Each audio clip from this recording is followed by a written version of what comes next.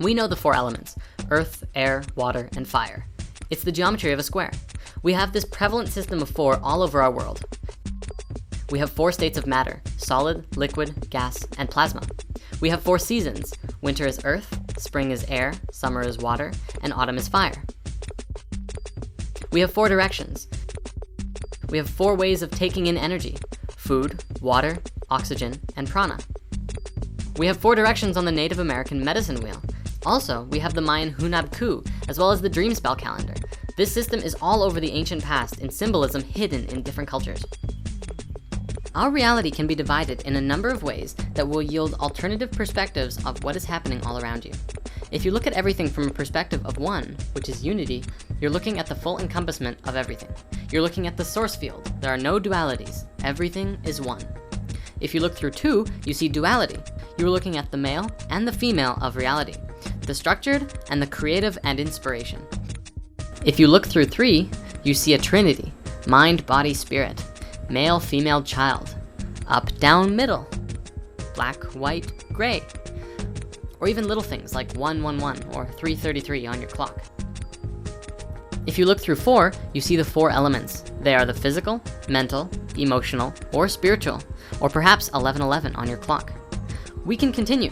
5 is the pentacle, as well as the dodecahedron. 6 is the vector equilibrium, or cuboctahedron, which we'll talk about in a few minutes. Do you see how each geometry is connected to a different energy? There's a lot of connections here that we can make to start seeing things bigger. Each point on the flower of life is one, and when you connect them, the geometries expand. 2 is the trion ray. 3 is a trinity, a triangle. 4 in the flower of life is a vesica Pisces, but it can also be a square. As these expand, they grow in dimension as well. 5 is a pentagon, and 6 is a hexagon. Each of these numbers relate to our dimensions as well. Dimensions and densities are very interconnected, although they are not the same. Dimensions go like this. 1 is 1 dot. That's unity, or dimension 0. Then 2 is a line. That's duality. 3 dots is a triangle, so you get a flat plane, a two-dimensional shape. 4 dots is a tetrahedron, giving you depth, bringing you to the third dimension. There's no real way of drawing a fourth dimensional object in a two-dimensional video, but it's believed that they're as amazing as something like this in actual manifestation. You might notice that we're really only looking at up to 6 geometries. This is because as we're evolving, we're moving from a third dimensional awareness to a fifth dimensional awareness. So these are the ones that we need to understand. These geometries also work in tandem with the chakras. Everything is connected. So we have the 4 elements down, which means there are 2 more geometries to look at. Well, actually 3, but the Merkaba is a whole video on its own. The 5th geometry is the dodecahedron, which I associate to being the life geometry. Not creating life itself, but the expression of consciousness through the other 4 elements. Think of it like your awareness of each of the other elements, the awareness of your physical manifestation, the awareness of your emotional self, your mental self, and the realization and awareness of your spiritual self as well. We have 5 platonic geometries that form everything in creation, but we don't have a hexagonal shape. If we look at the flower of life, we see that its ultimate basic form is in a 6-pointed shape called a hexagon. Want to see where else hexagons form in life?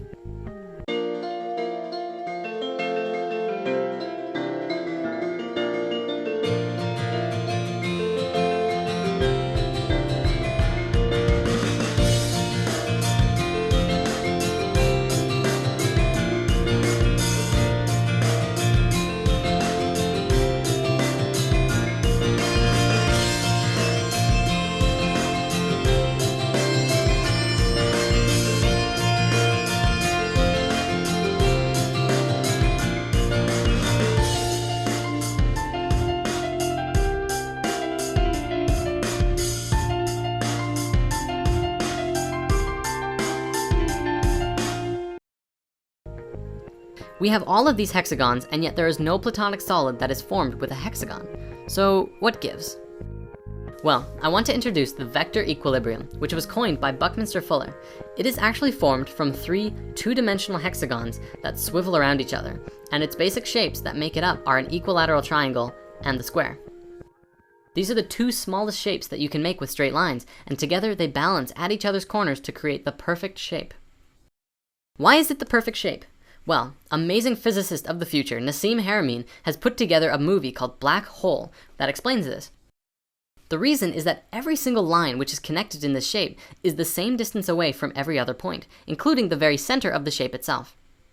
Not even the Platonic solids have that definition, which also makes this the most stable shape and polyhedron, and the basis of the three-dimensional flower of life. Finally, the only reason it's not a Platonic solid is because it has both squares and triangles within it. Platonic solids are Platonic because each face is the same, which makes me think that other shapes must exist that are balanced between two different shapes as well, and construct everything in the universe. To really learn more, check out Black Hole by Nassim Haramein. He actually has done a lot of videos out there which explains his theories and understandings of physics, and he's really amazing to listen to. His latest movie, Black Hole, is a good explanation of everything in just 1 hour, so we do recommend it the most. Before we end this video, I want to connect the final dots in the array to show you how all of these geometries are connected to life, and in turn, you. A seed in the ground sprouts up into a large tree. The tree blossoms a flower. The flower produces a fruit, and the fruit contains the seed. This is the natural progression of the cycle of life through consciousness on Earth. So let's translate that to geometry and see what happens. The seed of life sprouts the tree of life. The tree blossoms the flower of life. The flower produces the fruit of life, and the fruit of life contains the seed of life. In human evolution, I feel that the human race is still but a seed, an embryo, but about to expand into the tree of life. We're evolving consciously, and we're still stuck on the ground, stuck in the dirt, but not for long.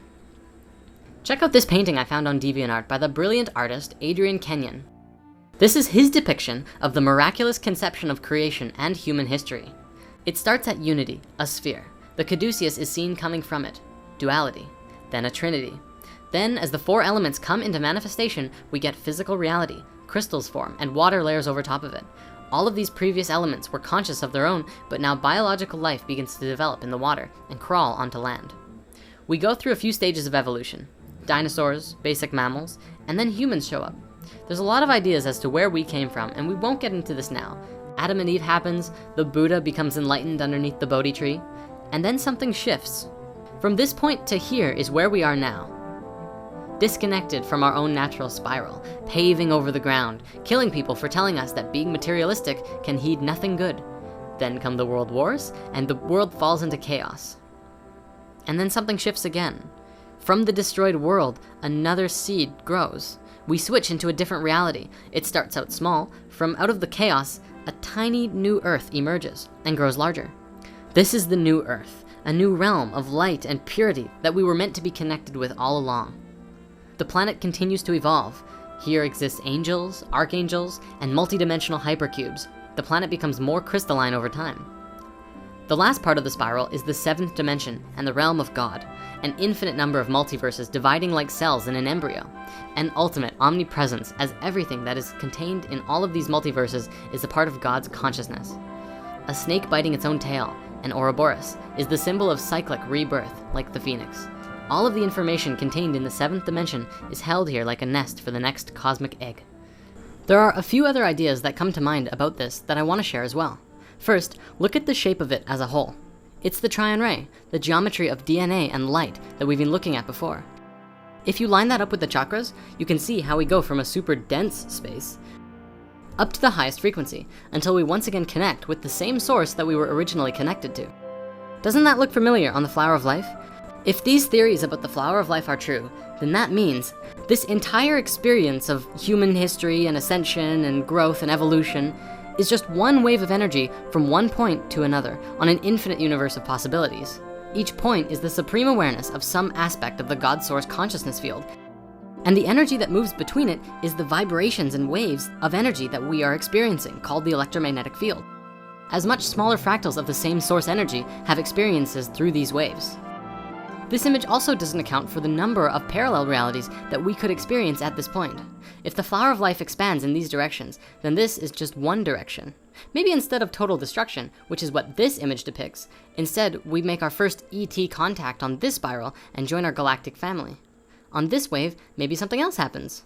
Like we start getting superpowers, like in Heroes or something. Maybe all of that can happen right here too. Anything is possible. Such discussion is the nature of this show. You don't have to believe any of this. The power of it lies not in the reality, but the discussion itself. I was told once that art would change the world. I didn't know what that meant for a really long time, but now I think I understand. Art is the expression of any energy, whether it's physical, mental, emotional, or spiritual. Whether it's male or female, it is the expression of consciousness. By taking our art to the next level and finding value in what we like to express, and what we want to see expressed, we begin to share and express more of our own truth, and our love, and our freedom. That is the nature of the transformation on this earth, as well as the desire to do and create. The artist has put together a short explanation as well as a long 30-page detailed version of what this image truly means, at least to him. And if you want to go deeper, there are links in the comments to his website and DeviantArt page. We're also featuring a lot of new art on the Spirit Science print shop, which we highly recommend checking out as well. Namaste everyone, see you next time.